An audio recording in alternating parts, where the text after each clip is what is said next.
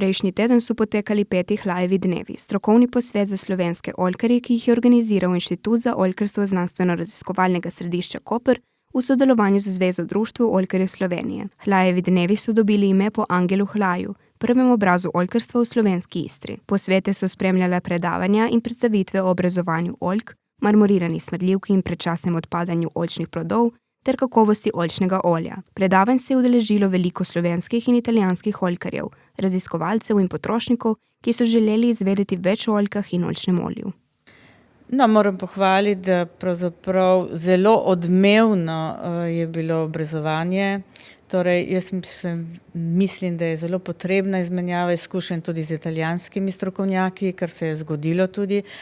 Sami pridelovalci so pokazali nekako z udeležbo okoli 80 pridelovalcev na prikazi obrezovanja je pravzaprav spodbuden dejavnik, ki nam daje pravzaprav moč, da je tega treba čim več sodelovanja in izmenjave tudi s tujimi in našimi institucijami. Strokovnjaki so na Hlajevih dnevih podali zaključke o tem, kako je potekala lanskoletna oljkarska sezona. Čeprav na kakovost oljk in njihovo predelavo vpliva veliko dejavnikov, so na posvetu izpostavili lansko sušo, ki je vplivala na kakovost rastlin. Seveda smo vsi ugotovili, da so določene razmere, klimatske razmere, ki se spreminjajo in seveda s tem se spreminja tudi kakovost, spreminja se nove tehnologije, se pojavljajo v samem prostoru, celem mednarodnem, tako da je to dejansko sklop več dejavnikov, ki vplivajo pravzaprav tako na kakovost, kot tudi na samo pridelavo. Milena Bavčar-Miklavčič in Bojan Butinar sta imela predavanje o kakovosti oljčnega olja, ki se je osredotočalo na značilnosti biofenolov. Biofenoli so pomembni antioksidanti, ki so prisotni v oljčnem olju, katerih zdravstvene koristi je potrdila Evropska agencija za varnost hrane. Veliko se govori in tudi tekmovanja so zdaj pravzaprav na oljih, ki imajo visoko vsebnost biofenolov. Moram povedati, da prav včeraj smo izvedeli, da je eden izmed naših pridelovalcev, Jereb, dobil na tem področju v Parizu pravzaprav nagrado. Torej tudi naši pridelovalci ta segment obvladujejo, pridelujejo oljčno olje z visoko vsebnostjo biofenolov. Nagrado za najboljše ekstra deviško oljčno olje na severni polobli je v Parizu nedavno prejelo prav oljčno olje Jasa Kuve z ekološke kmetije Jasa v Borštu. V sredo se je posvet preselil na Kras, kjer so pri spomeniku miru na Cirju organizirali okroglo mizo. Okrogla miza je potekala na Krasu. V bistvu šlo je pa za to, da bi pridelovalcem na Krasu, ki v bistvu zdaj vzpostavljajo nove oljčnike, prinesli znanje iz slovenske Istre, predvsem na področju združevanja in predstavili prednosti in slabosti združevanja. V petek so strokovnjaki Inštituta za oljkarstvo Znanstveno-raziskovalnega središča Koper in Kmetijsko-gozdarskega zavoda Nova Gorica s pogovorom o izzivih, ki čakajo oljkarje v sezoni 2023, zaključili 5. Hlajeve dneve. Oljke so trenutno v najobčutljivejši fazi svojega razvoja, saj začenjajo svoj rastni cikel. Tveganje je za pozebo, zaradi vdorov hladnega zraka v aprilskem mesecu, če bo do tega prišlo. Suša je veliko tveganje zdaj spomladi, ko se oljka pripravlja na cvetenje, pa tudi potem v poletnih mesecih, ampak najbolj občutljiva je v tem času pred cvetenjem in po cvetenju in pa seveda tudi oljčna muha lahko povzroča kakšne nevšečnosti zaradi tega, ker ni bilo hude zime, ki bi populacijo malo zmanjšala. 5. Hlajeve dneve so tako zaznamovali sodelovanje z italijanskimi profesorji in raziskovalci, predavanja strokovnjakov in odprt dialog med slovenskimi oljkarji.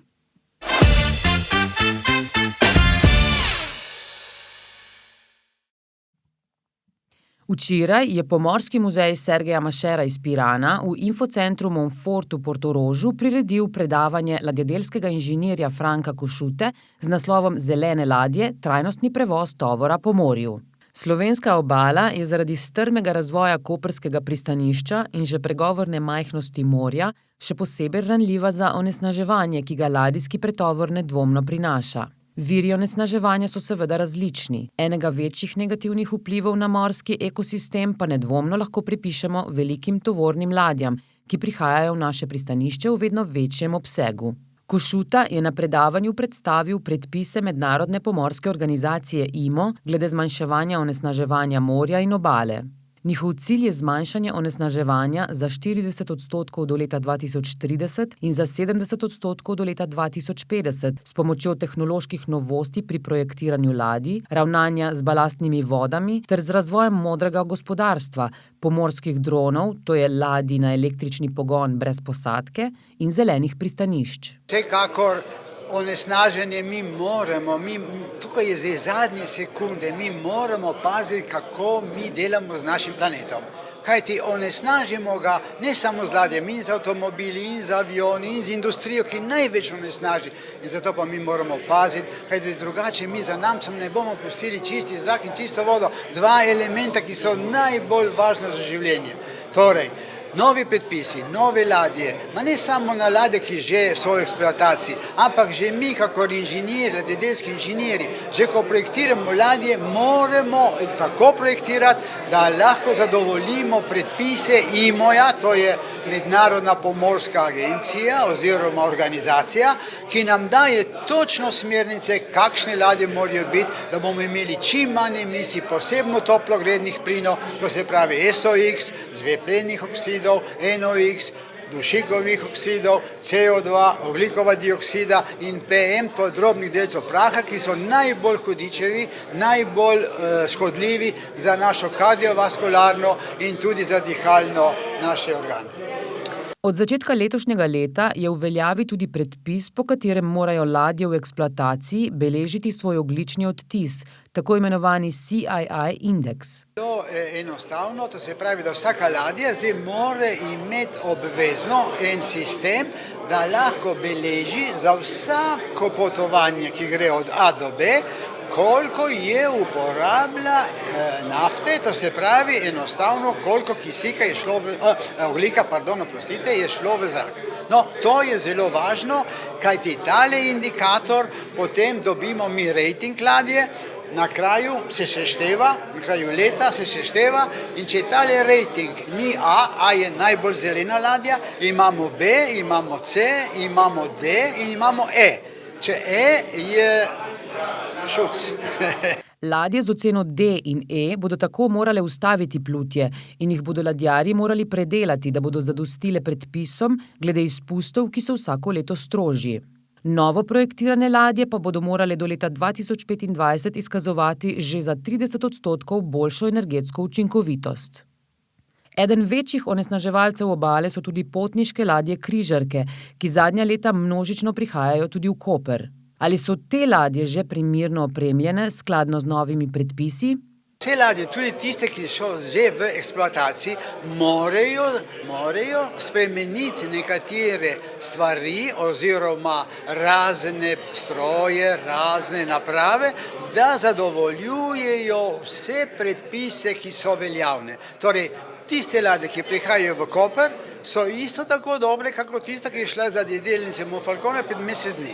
In to je nemogoče, da ena ladja lahko prihaja zdaj v luko, da nima vse certifikate, kakor zahteva IMO. Problem pri križarkah je, da naše pristanišče še ni opremljeno z električnimi priključki imenovanimi cold iron, ki omogočajo priklop ladje na električno omrežje v pristanišču. S tem namreč ladja lahko zaustavi svoje motorje, ki v največji meri vplivajo na onesnaževanje.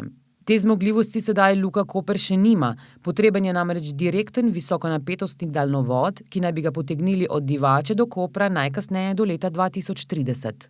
Ni samo zrak, ki se onesnaži, ampak tudi hrup.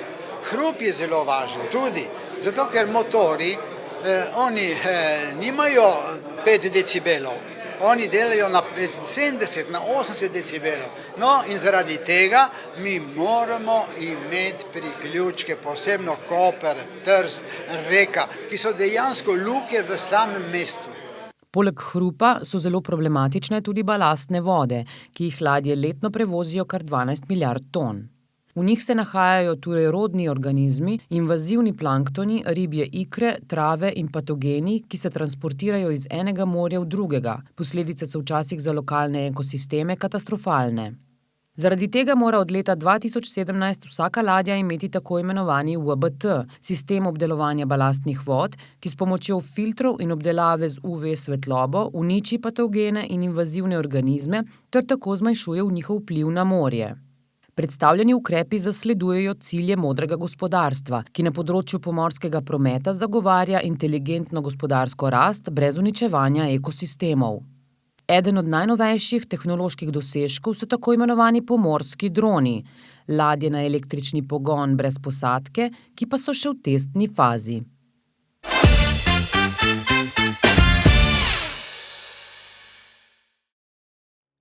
V Portorožu poteka dvodnevna konferenca o položaju javnih uslužbencev in funkcionarjev. Prvi dan konference je bil namenjen razpravi priznanih strokovnjakov z področja varovanja osebnih podatkov, plačnega in uslužbenskega sistema, evropskega upravnega prava, delovnega prava ter poznavalcev področju delovnega razmerja javnih uslužbencev in njihovih pravic. Na konferenci je imela uvodni nagovor ministrica za javno upravo Sanja Ajanović-Hovnik, v katerem je poudarila, da so strokovni, odgovorni in motivirani javni uslužbenci eden ključnih podpornikov učinkovite državne uprave ter opozorila na razkorak v generacijski strukturi med zaposlenimi v državni upravi. Ministrica je izpostavila tudi poseben projekt Ministrstva za javno upravo, ki bo vplival na usposobljenost in integriteto zaposlenih v javni upravi s pomočjo nadgradnje sistema upravljanja s kadri in usposabljanj. V zaključku nagovora je napovedala pripravo strategije za trajnostno javno upravo do leta 2030, ki bo temeljila na vzpostavitvi blagovne znamke državne uprave ter poudarila pomembnost krepitve kulture vseživljenjskega učenja, osebnega in kariernega razvoja javnih uslužbencev in ureditvi fleksibilnih oblik dela.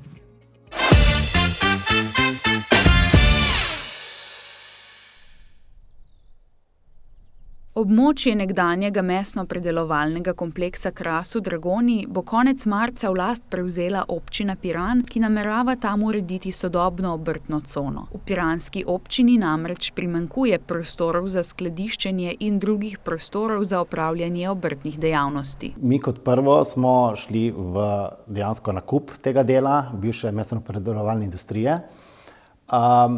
Delamo že na tem, da bomo takoj tiste objekte, ki so možni, jih bomo dali takoj v najem obrtnikom in ostalim, tako da bomo šli postopoma. Zdaj, to bo potem na koncu še stvar OPN-ja, kjer bo treba širše zastaviti zadevo, vendar to smo začeli z osnovo, s centrom, od kjer se bo širila celotna obrtna cona. Prostori v celoti zajemajo 17.000 kvadratnih metrov, od tega je približno 7.000 kvadratnih metrov objektov in 3.000 kvadratnih metrov skladiščnih prostorov. Največji objekti so nekdanja klavnica, hladilnica in predelovalni objekti, ki pa že več let ne obratujejo. Sprva bomo dejansko dali tiste prostore, ki so trenutno primerni za skladiščenje, za mlade obrtnike in ostalo, tako da to je že komunalno opremljeno, in bomo prvo začeli s tem.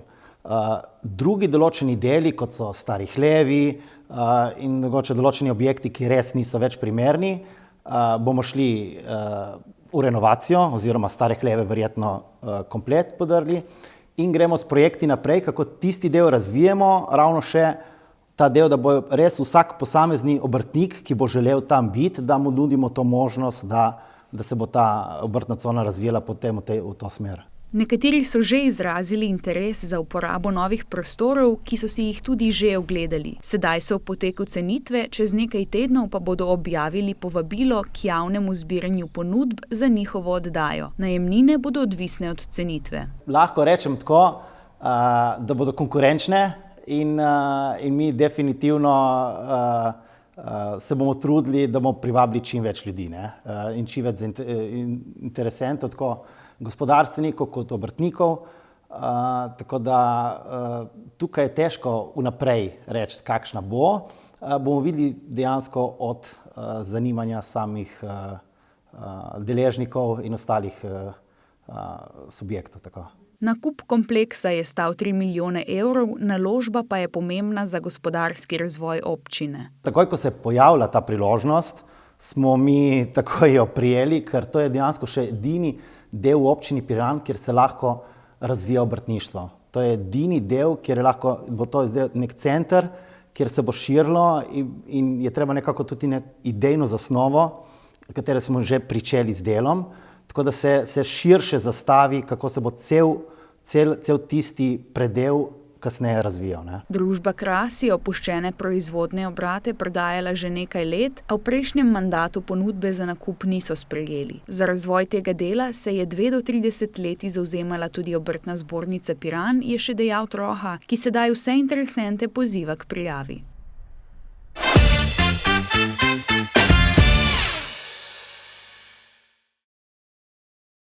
Pred koncem lanskega leta se je v Dekanih organizirala civilna iniciativa zaradi nezadovoljstva lokalnega prebivalstva s postopkom gradnje drugega tira.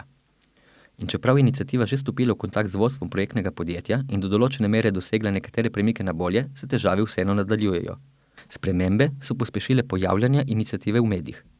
Odziv je postal večji v trenutku, ko smo vpletli medije. Jaz sprašujem, zakaj, ne vem, se nekdo nečesa boji, nekaj ne štima, ne vem. Kot najbolj perečo težavo izpostavlja vprašanje iz betonarne, ki bi ga sicer investitor lahko preprečil oziroma vsaj zmanjšal s postavitvijo protiprašne ograje.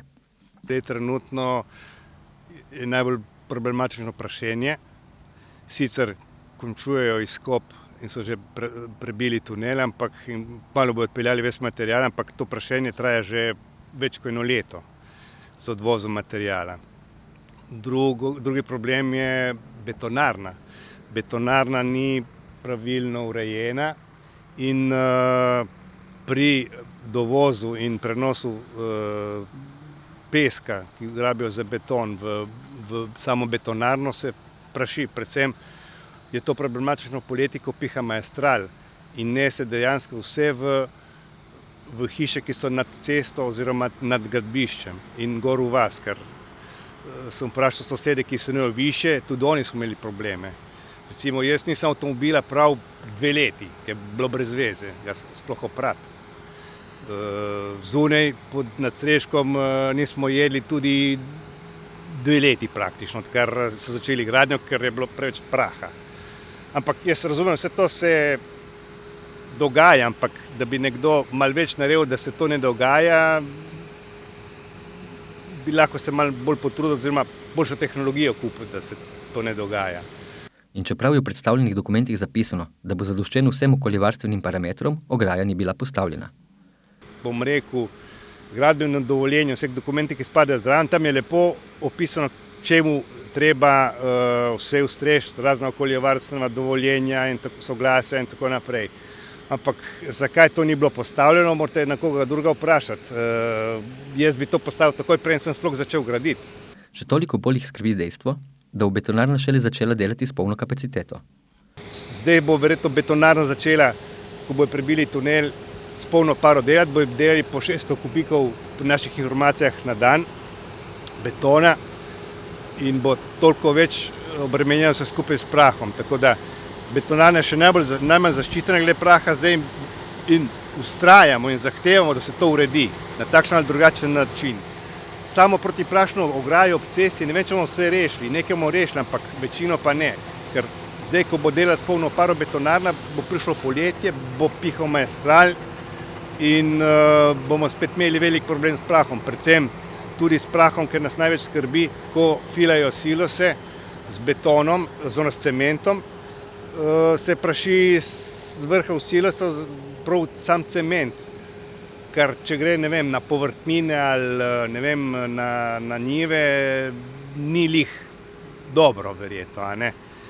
To verjetno se da preprečiti na takšen drugačen način, s takšno drugačno tehnologijo. Vem, da je betonarna rokava od tukaj oddaljena, ne vem, kilometer, ampak tam mogoče ima še kapacitete, ampak tam nima še problemov z njo. Obstajajo pa še hujši problemi, kot je samo prašenje. Iz gradbišč namreč odteka onesnažena voda v okoliške vodotoke, kar povzroča pogin rečnega življa. Samega začetka gradnje drugega tira smo spet tukaj na gradbišču, spet so isti problemi. Kaj opažamo, ne samo na Rižani, pač problem so manjši vodotoki, Osapska reka, razni kanali, v katere se stekajo vode, čistilne naprave. Dejstvo je, da v teh kanalih in potočkih ni več življenja.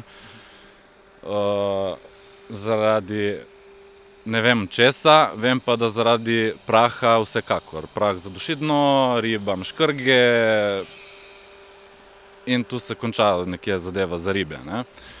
Tudi če bo voda čista, ribe v teh vodotokih ne bojo imeli kaj jesti in jih tu ne bo nekaj časa, dokler se zadeva ne očisti. Torej, ko bojo zgradili drugi tir, bojo prerezali trak, nam bo ostalo od vodotokov, kar nam bo ostalo in zadeva bo šla dalje, verjetno v pozabo, kar se tiče živali.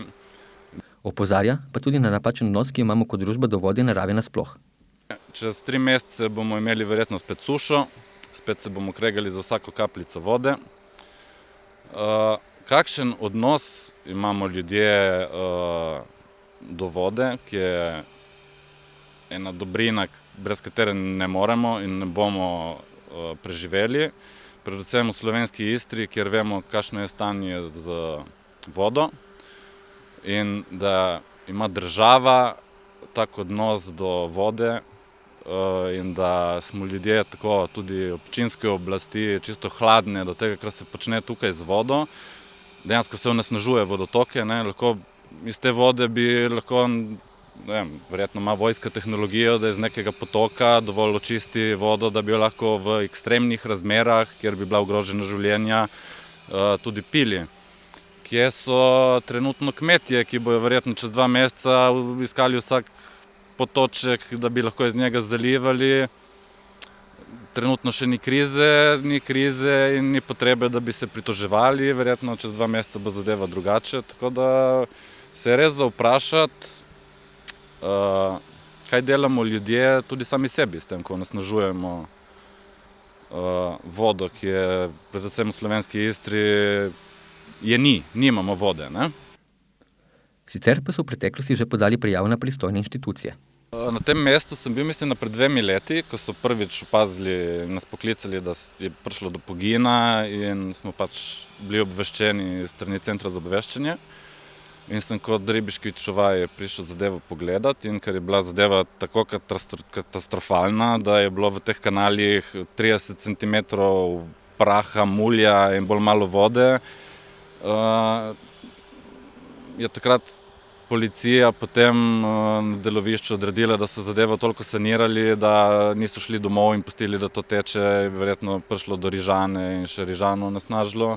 Ampak od takrat se nič ni spremenilo, zadeve, kot sem rekel prej, to so mrtvi vodotoki, v njih ni življenja.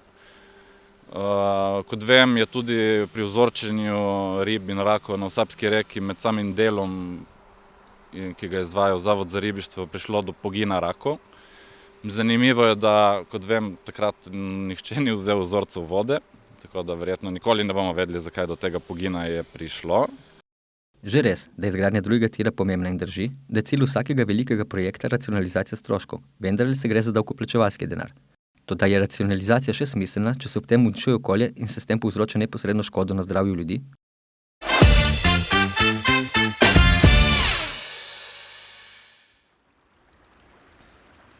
Vlada je na včerajšnji seji potrdila srednjeročne ukrepe za reševanje oskrbe s pitno vodo slovenske Istre in kraškega zaledja. Slednji zajemajo regionalno povezovanje vodovodov, tako bo Istra dodatno pitno vodo dobila iz kraškega in postojnskega vodovoda. Ta načrt bo lahko najhitreje izveden v letih 2026 in 2027, vlada pa bo zanj namenila 92 milijonov evrov iz kohezijskih sredstev in proračuna. To bo omogočilo, da se kapaciteta dotoka vode v slovensko Istro poveča iz sedanjih 100 litrov na sekundo, ki jih že zdaj dobi iz kraškega vodovoda, na 200 litrov vode na sekundo. Poleg tega je vlada še uradno prekinila vse aktivnosti za zajezitev suhorce v Brkinih. Kot trajno rešitev ministrstvo predlaga izgradnjo zadrževalnika v Kubedu nad Rižano. Rok za izdelavo projektne dokumentacije je do konca leta 2023, izvedba te investicije pa bi potekala v letih 2026 do 2029. Od konca februarja pa so v teku že kratkoročni ukrepi, za katere bo država iz svojega in evropskega proračuna namenila 4,4 milijona evrov. Sem sodi povezava z vodovodnim sistemom občine Trst na mejnem prehodu Sveta Barbara, odprava ozkih grl na magistralnem cevovodu Rodik-Vodarna stadiona Rižana, izgradnja novega sistema filtriranja in ostale opreme v vodarni Gabrieli, navezava na sistem istrskega vodovoda ter naložba v opremo vodnjaka na črpališču vode Klariči.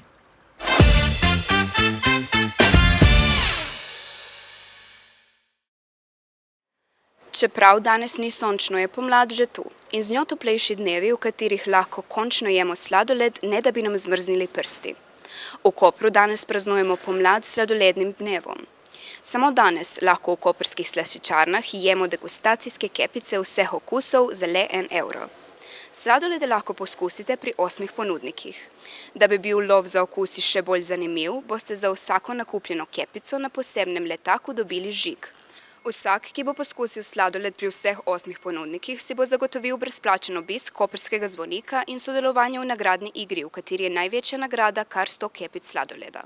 Mimoidoče smo vprašali, s kakšnim sladoledom se bodo posladkali danes. Malina. In kateri si zdaj vzela?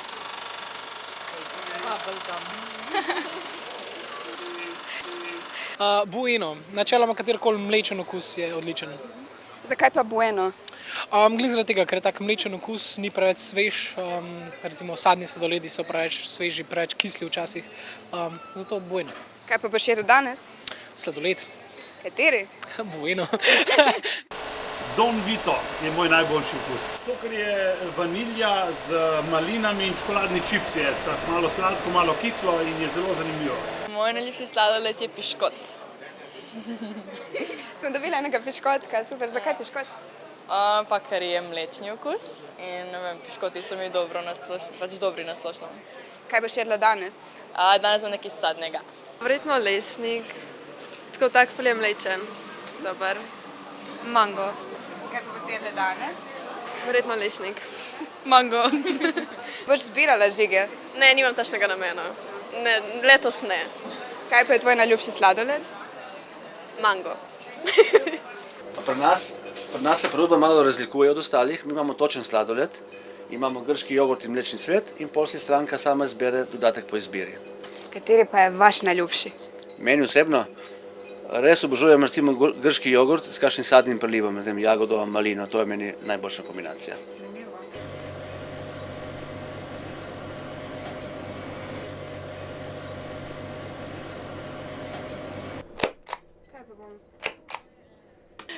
Ne vem, lešnik pa vanilja, takega. Kako pogosto jeste sladoled?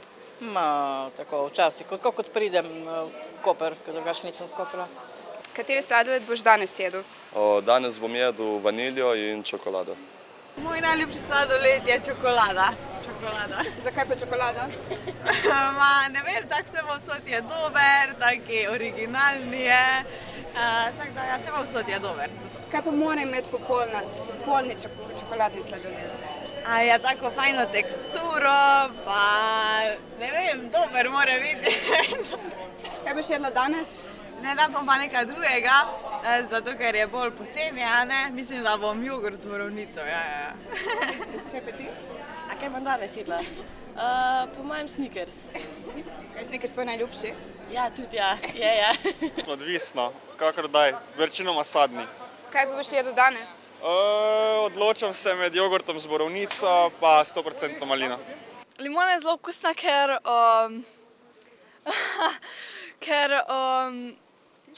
mi je všeč, ja. Dobro okus ima. Kaj pa si danes vzela? Raffaello. Kateri je tvoj najljubši okus? V bistvu probavam vsakič drugega, ker bi rada čim več različnih, ker vedno mi je, da bi skozi enega in istega. Kateri si danes vzela? Temno čokolado. Ja. Pa uživaj.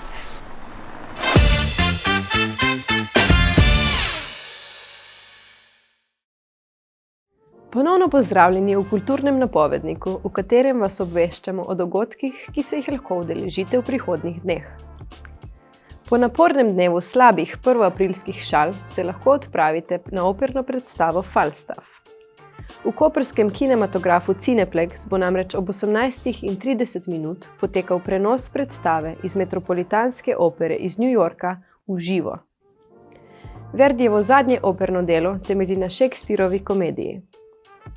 Osrednji lik Falstaff je namreč zasnovan na podlagi komičnih vlog iz različnih Shakespearovih dram. Pa si oglejmo, za kaj gre.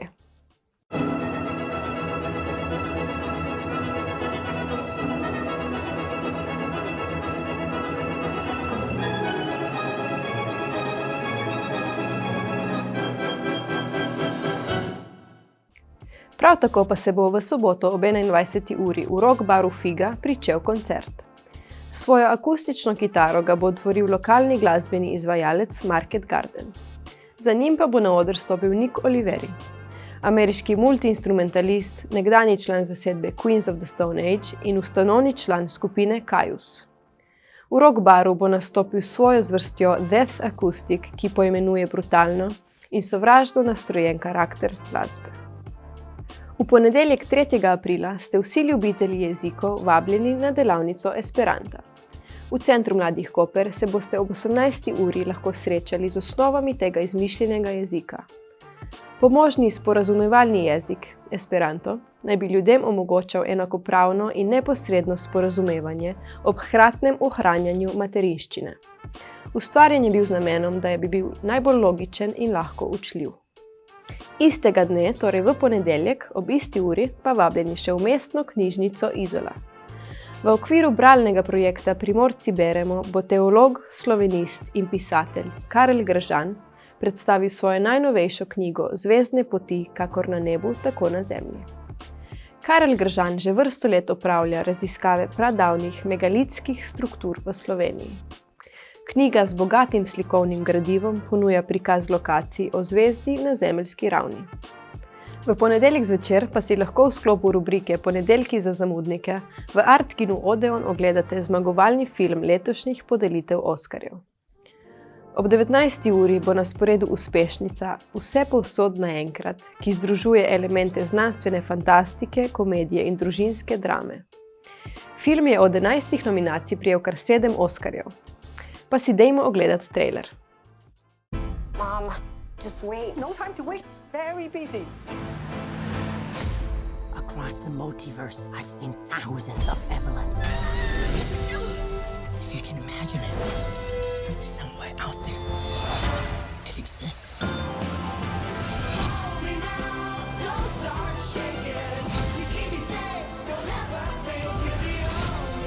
The universe is bigger than you realize. Do you think this is funny?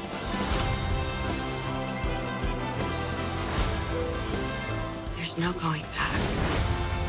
Of all the places I could be, I just want to be here with you.